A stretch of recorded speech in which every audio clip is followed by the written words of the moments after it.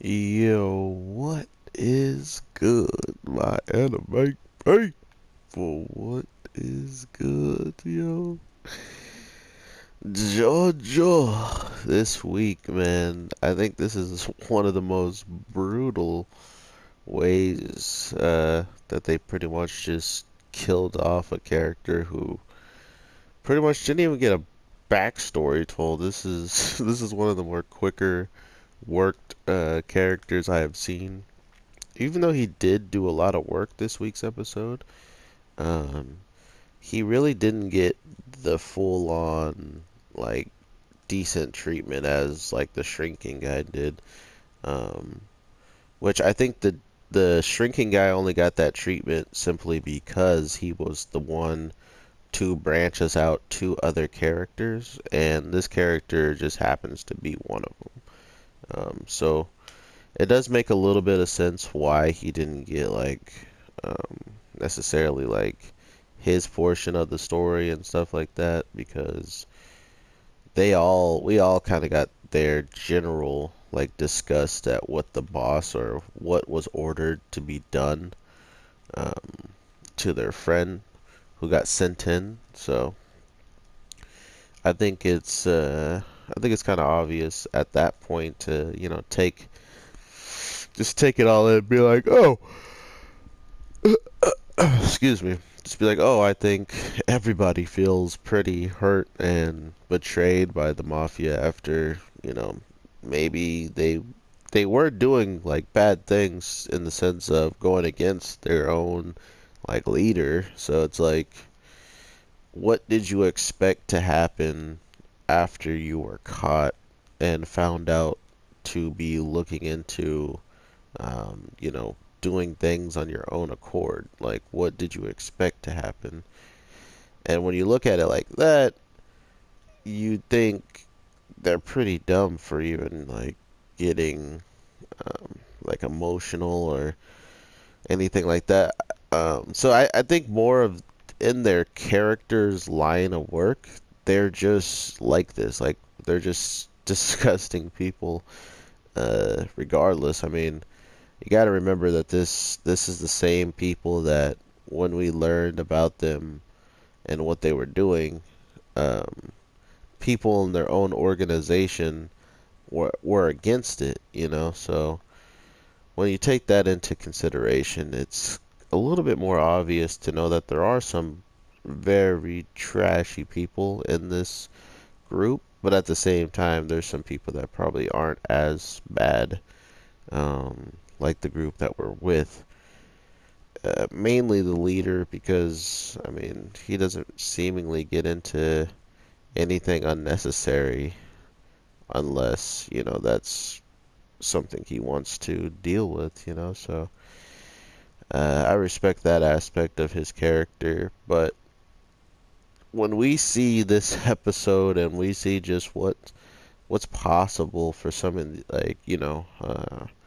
like purple smoke, what's possible for that thing to do to people, man.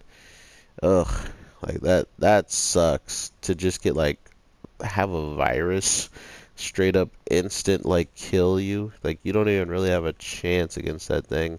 Not only can it just punch you or punch something and shatter its virus holding like tablets, but it can also shoot it out. It can also shoot it. So that's pretty rough, man, to think that you're gonna get bodied by some virus that uh, nothing you can't really get away from it in the sense of distance if you're already there. If you're already near it and you catch it, it's pretty much a wrap. Unless you are Geo, who, like I've been telling you guys, I got a really good feeling this man is up to something, and that something being learning all of his closest quote unquote friends' ability to be able to seemingly like one shot them all. Because now not only does he have of like a cure to the poison of purple smoke, he also now knows almost everybody's stand besides maybe the helicopter, unless the kid with Aerosmith or Little Bomb, or I'm not sure if that one was named Aerosmith actually. Um, but if he does have all the information, like the kid went and blabbed, like literally how the battle went step by step, and even how he used his stand or whatever, then Geo even knows about his, and there's no one really that he has to learn about. But I think that's also going to be one of his downfalls if he is planning on using that information, simply because um, at the end of the day, they can always adapt. These stands, these people who use a stand, always seemingly adapt. And because they can adapt so well, it wouldn't surprise me that they come up with some crazy thing that could, at the end, end up beating someone that they're not supposed to be able to beat. That's just these characters in a whole. Like, there's some people that they're really not supposed to be able to beat, and they end up beating them. It did feel kind of lackluster that Purple Smoke needed so much help from like the other people, but at the same time, this guy's power was pretty much broken if he actually could get, like, the guy who we wanted to learn about got it the worst. Like, he was the first one attacked to even teach us what's possible of this guy's stand. So um, he did get the short end of the stick on this one, in my opinion, because he could have easily gotten,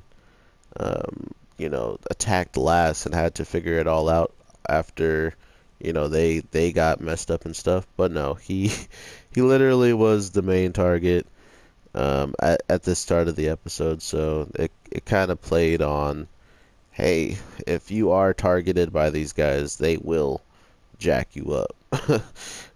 Just period. And I thought that was a cool way of introducing a character. Not only that, but it kind of shows a different side of his character in the sense of like durability and just like what he wouldn't do, in the sense of like snitching. All the whole entire gang is non-snitchers. So if you're going to try to get information out of them, you might as well just kill them.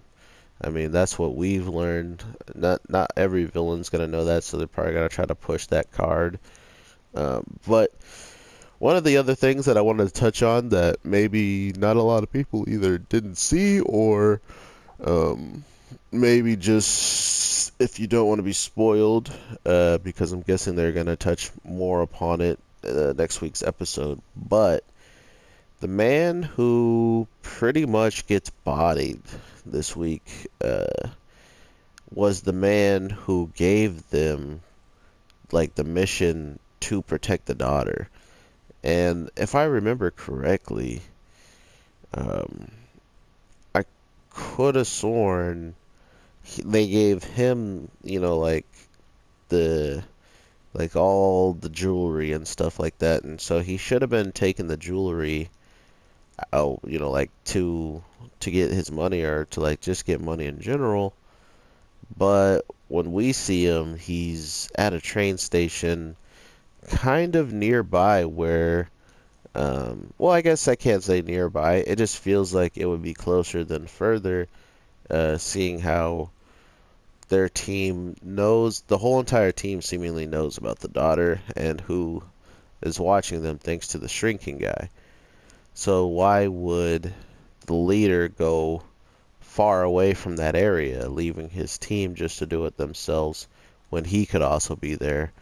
But seemingly the guy who was with the daughter in the first place when we first met her is dead, and seemingly shot himself. Like, the way it looks is he does, like, they like to do those kind of cool things where you're just like, oh yeah, man, this guy killed himself, and then the guy walks over his body, you're like, yeah, I don't know about killing himself. You probably could have been forced to kill, like, literally had to stand, grab his arm, and force him to shoot himself. But it also puts into perspective if this old man had a stand and he's been using his stand and he's been in this, the mafia for as long as he could have been, what could have been done to him to, like allow that guy to get that much of an advantage on him? You know what I mean? Like, that seemed crazy to me. Just thinking that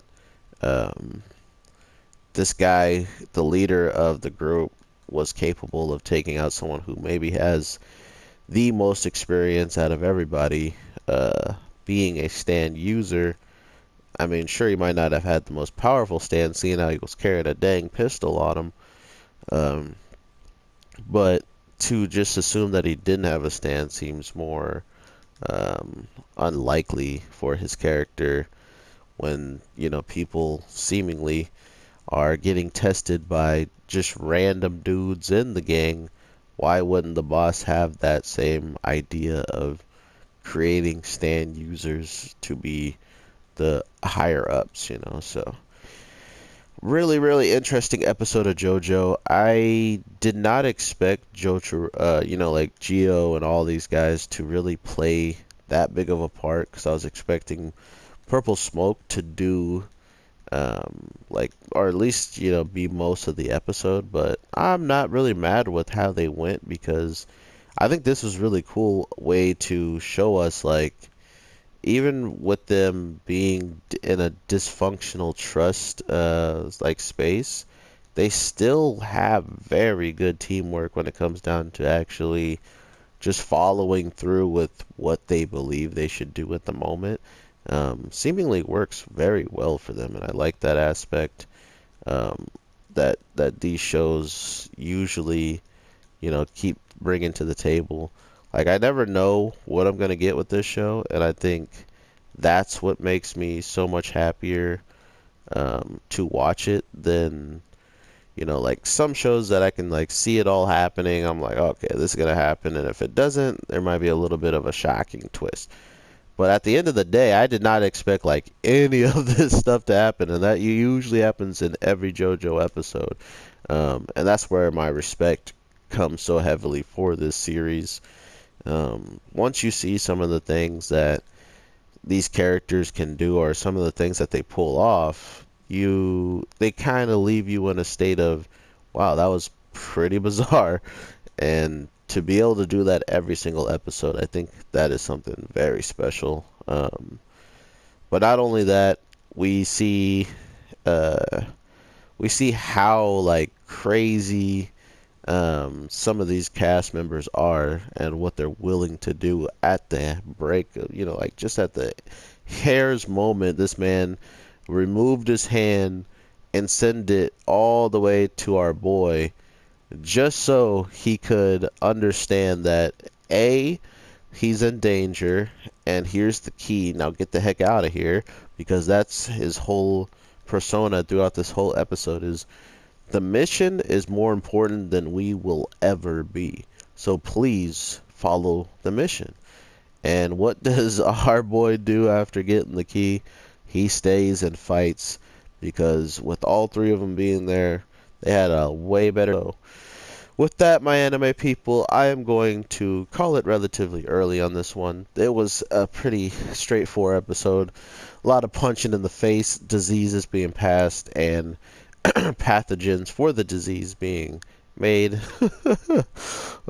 Just the normal JoJo amazing greatness that they be dropping in these crazy fast episodes that they feel like. But with seeing the final, the leader of the group being able to take out someone very powerful, or maybe not even powerful at all, maybe he was just an innocent bystander. Let me know what you guys believe is up with the old guy at the end, because if you guys know he is a stand user, that does bring more cadence to my argument. But if he's not, then boom, he wasn't that weak, that strong at all, and it changes my opinion dramatically. So. With that, everybody, I hope you have a good one, and I will talk to you in the next one. I am the Anime G, and I will talk to you later. Peace!